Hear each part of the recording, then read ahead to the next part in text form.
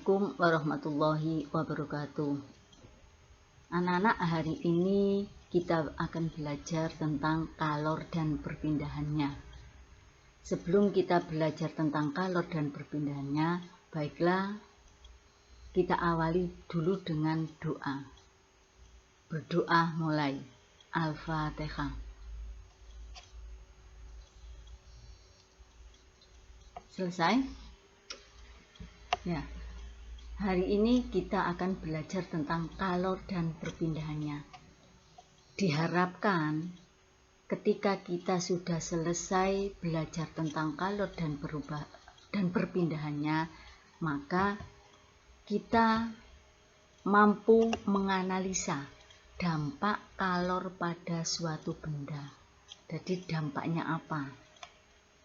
Yang kedua, mampu mendeskripsikan hubungan antara massa jenis zat, perubahan suhu terhadap banyaknya kalor yang dibutuhkan. Yang ketiga, mendeskripsikan proses perpindahan kalor. Itu tujuan kita belajar kalor dan perpindahannya pada hari ini.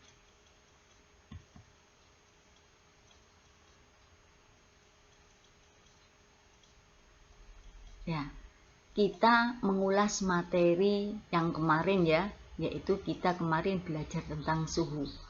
Apa kira-kira konsep dari suhu itu? Ya, kemarin suhu itu menyatakan tingkat atau derajat panas suatu benda. Jadi tingkat atau derajat panas suatu benda itu adalah suhu.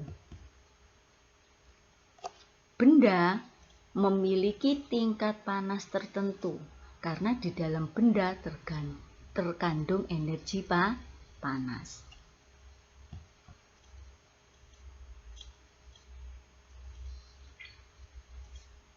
Ya.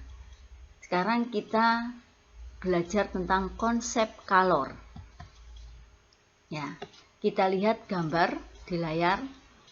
Ada sebuah bak yang mana terisi air. Kalau kita ukur suhu dari air yang ada di dalam bak itu, kira-kira misalkan 50 derajat Celcius.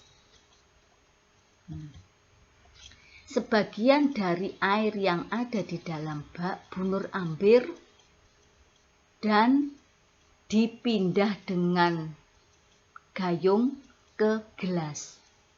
Kira-kira suhu yang ada di dalam gelas ini berapa? Ya, benar. Suhunya yaitu 50 derajat Celcius. Ya, sama. Jangan berpikir salah, artinya ketika air itu dipindah ke tempat yang lebih kecil, itu menjadi suhunya kecil, misalkan menjadi 30, tidak. Ya, tetapi sama, yaitu 50 derajat Celcius. Itu konsep yang pertama, jangan lupa.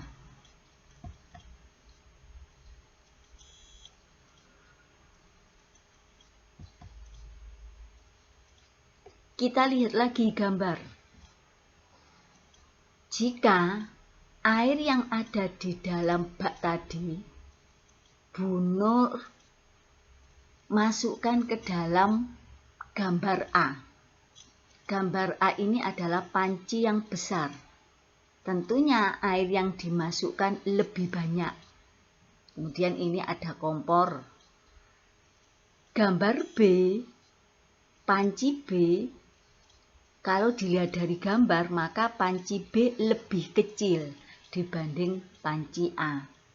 Tentunya di dalamnya airnya juga sedikit dibanding yang A. Kemudian sama ada kompornya ya.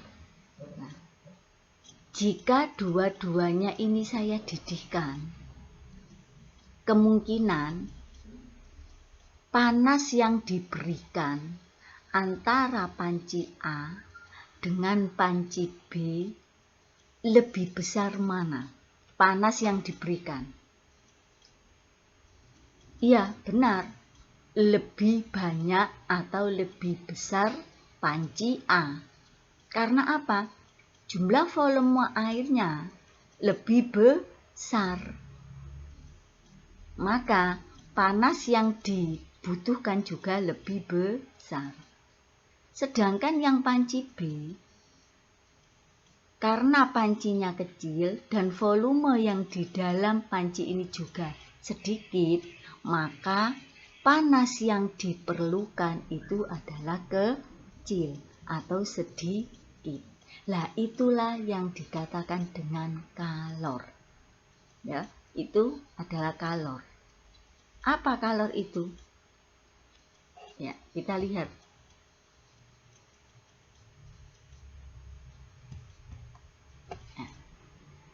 Berarti kalor itu apa?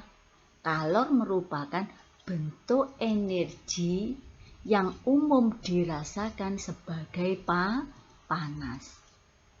Nah, seperti tadi. Jadi, api yang dikeluarkan oleh kompor tadi untuk mendidihkan air tadi itu adalah panas atau kalor. Nah, manfaat utama apa kalor dalam kehidupan sehari-hari? Meningkatkan suhu suatu benda. Contoh pendidihan tadi ya. Nah, itu kan untuk meningkatkan suhu. Sampai air itu mendidih, suhunya berapa? Yaitu 100 derajat Celcius. Yang semula misalkan 50 derajat Celcius. Yang kedua, energi panas yang dapat mengalir dari benda bersuhu tinggi ke benda bersuhu rendah. Oke, jelas ya, paham ya apa itu kalor? Energi panas. Satuan dari kalor menurut sistem internasional itu adalah Joule, dilambangkan dengan J.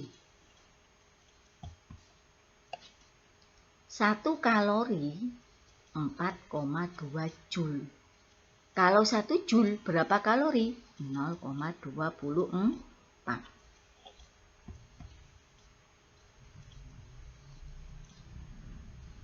Ya, sekarang perhatikan gambar di layar lagi. Nah, ya. Semua benda, semua zat itu mengandung atau memiliki panas, memiliki kalor. Sama dengan kita, sama dengan anak yang ada di dalam gambar ini. Karena kita itu suatu benda, suatu zat, maka kita juga mengandung panas. Oke. Waktu kita belajar tentang suhu normal kita berapa? Benar, 36 sampai 30 derajat Celcius. Nah, suhu atau panas yang terkandung di dalam tubuh kita itu berasal dari mana? Nah, ya, ini saya beri gambar. Di sini ada seseorang anak mau sarapan. Nah, sarapan yang dikonsumsi ini mengandung energi. Jadi, makanan yang kita konsumsi itu harus mengandung gizi. Nah, gizinya itu apa saja? Karena gizi itulah yang nanti dibutuhkan oleh tubuh. Nah, gizi itu apa saja? Makanan yang mengandung gizi. Lemak, karbohidrat, protein, mineral, dan vitamin. Tentunya juga air. Nah, masing-masing makanan yang bergizi itu mengandung energi kimia.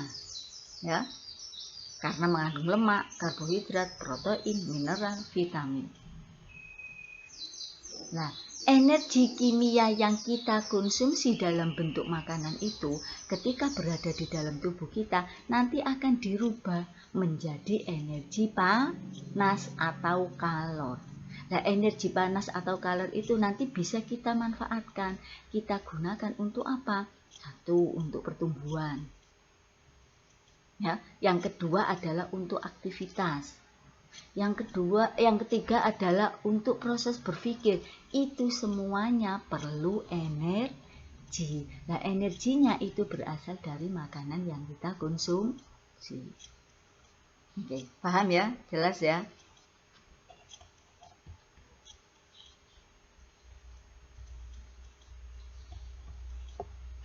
Oke. Sekarang perhatikan gambar lagi. Nah,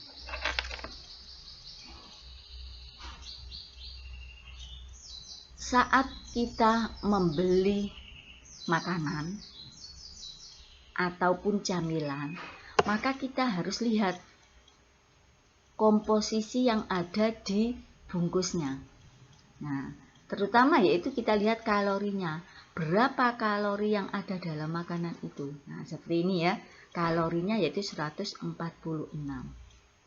Nah, ini hubungannya apa, Bu? Nah, hubungannya ketika kalori yang kita masukkan sebanding dengan kalori yang kita keluarkan, maka tubuh kita akan ideal. Sehingga tidak terjadi obesitas atau kegemukan. Nah, kalau kita misalkan mau diet, nah ini harus dilihat berapa ya kalori yang kita konsumsi tadi. Ketika kita tahu berapa kalori yang kita konsumsi tadi, maka kalori itu harus dikeluarkan untuk aktivitas sehingga tubuh kita akan seimbang. Ketika ketidakseimbangan itu terjadi pada kita, maka timbullah obesitas. Nah, itu ya.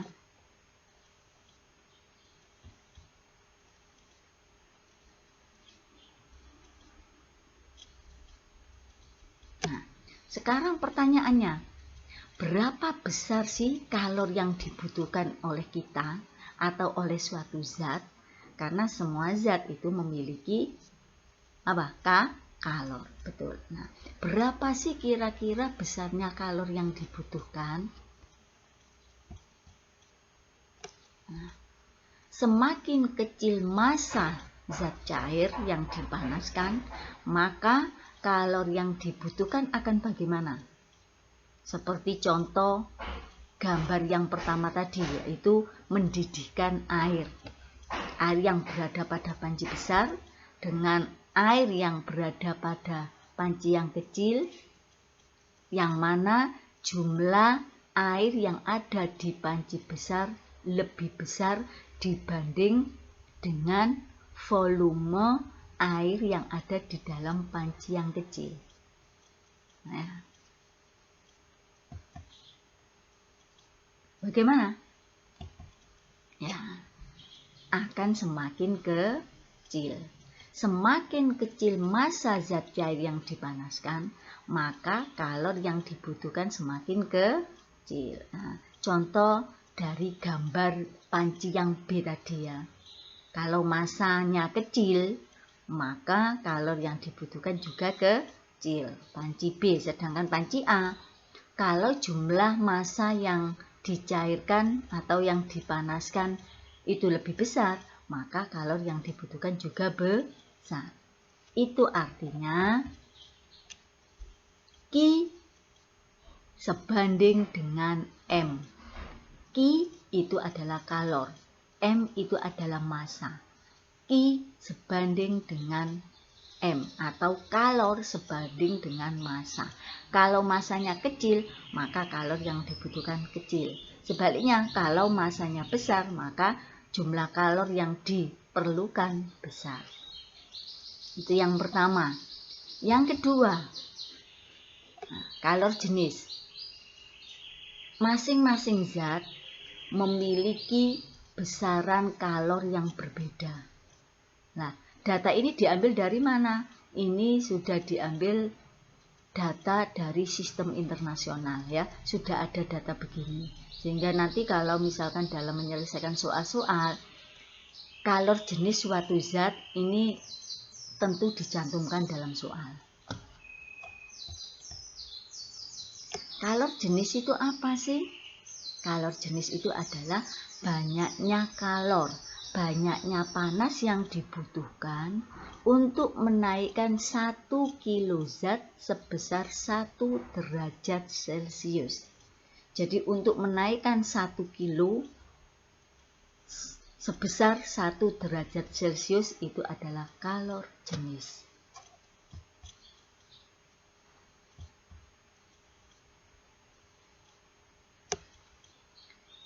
Semakin kecil kalor jenis zat yang dipanaskan, maka kalor yang dibutuhkan akan semakin bagaimana? Iya, betul, akan kecil juga. Ya. Semakin kecil kalor jenis yang dipanaskan pada kalor yang dibutuhkan adalah semakin kecil. Sehingga bisa ditulis Q sebanding dengan C atau kalor sebanding dengan C. Kalau kalor jenisnya kecil, maka kalor yang diperlukan kecil. Sebaliknya, kalau kalor jenisnya besar, maka kalor yang diperlukan juga besar. Yang ketiga, semakin besar kenaikan suhu pada zat yang dipanaskan, maka kalor yang dibutuhkan akan semakin bagaimana? Ya, akan semakin besar. Contoh, kenaikan suhu dari 50 derajat Celcius menuju ke 100 derajat Celcius dan kenaikan suhu dari 50 derajat Celcius menjadi 200 derajat Celcius, maka kalor yang dibutuhkan lebih besar mana? Ya, yang memiliki perubahan suhu yang lebih besar, yaitu yang dicontohkan Bu Nur 50 derajat Celcius ke 200 derajat Celcius. Itu akan lebih besar kalor yang dibutuhkan. Semakin besar kenaikan suhu pada zat yang dipanaskan, maka kalor yang dibutuhkan semakin besar. Sebaliknya, semakin kecil kenaikan suhu pada zat yang dipanaskan, maka kalor yang dibutuhkan semakin kecil. Atau bisa ditulis Q sebanding dengan delta T. Atau kalor sebanding dengan perubahan suhu.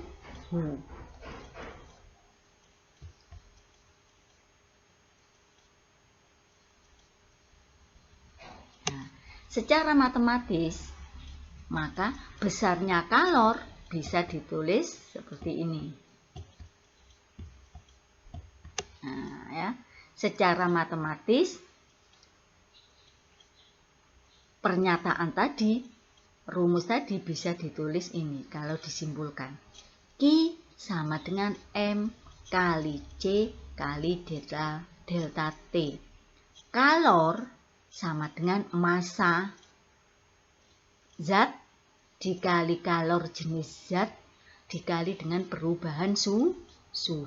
Itu untuk menghitung besarnya kalor. Q adalah kalor, satuannya joule dilambangkan J. M massa, satuannya kilogram, dilambangkan kg. C, kalor jenis, satuannya joule per kilogram derajat Celcius, dilambangkan J per kilogram derajat Celcius. Delta T, perubahan suhu, satuannya adalah derajat Celcius. Nah, memahami ya rumus ini ya. Nah, supaya lebih memahami penggunaan rumus ini, coba kita latihan soal. Nah, ya. Contoh soal. Berapa energi kalor yang diperlukan untuk memanaskan 2 kg besi yang kalor jenisnya 460 Joule per kilogram derajat Celcius dari suhu 15 derajat Celcius sampai 100 derajat Celcius. Nah, untuk menyelesaikan soal-soal dalam IPA seperti ini, maka kamu jangan langsung menjawab, tetapi harus ditulis, diketahui dulu data-data yang ada di dalam soal itu apa saja. Nah, harus ditulis seperti ini. Dik, itu diketahui. Dicari massa. Memanaskan 2 kg bersih, berarti ini adalah massanya. Ditulis M sama dengan 2 kg. Yang kalor jenisnya 460, berarti ini kalor jenisnya berarti C, 460. Dari suhu 15 sampai 100 derajat Celcius, berarti ini adalah perubahan suhu, yang mana dilambangkan dengan delta T. Caranya 100 dikurangi 15, 85 derajat Celcius. Setelah itu baru kita cari yang ditanyakan apa ya? Berapa energi kalor? Berarti yang ditanyakan adalah Q. Nah, baru kita menjawab. Rumusnya dimasukkan dulu. Setelah rumus dimasukkan, maka data satu persatu dimasukkan. Oke, M diketahui 2, C diketahui 460, delta T perubahan suhunya 85 derajat Celcius. Nah, dimasukkan, baru semuanya dihitung. Nah, mudah ya? Oke. Karena mudah, maka latihan soal, kamu dari soal ini kamu rubah-rubah sendiri data yang ada. Misalkan masanya kamu ganti 5 kilo. Kemudian zatnya kamu cari yang di tabel tadi ya. Kemudian suhunya kamu rubah, misalkan dari 0 sampai 100 atau dari 50 menjadi 100 atau yang lainnya terserah. Ini kamu ubah-ubah. Nah, sehingga nanti kamu bisa mengaplikasikan dari rumus ini. Nah, kalau misalkan kamu belum paham, untuk materi video ini kamu bisa buka-buka lagi bebas ya. Jangan hanya dibuka satu kali, kalau misalkan belum paham bisa dibuka kembali. Kalau misalkan sudah paham ya nggak apa-apa. Hanya satu kali, kemudian langsung bisa memahaminya, nggak apa-apa. Tapi kalau belum bisa memahaminya, maka bisa dibuka-buka setiap saat kapanpun. Saya tidak membatasi waktu. Oke. Bisa ya? Ya. Oke. Belajar hari ini saya akhiri, cukup sekian. Wassalamualaikum warahmatullahi wabarakatuh.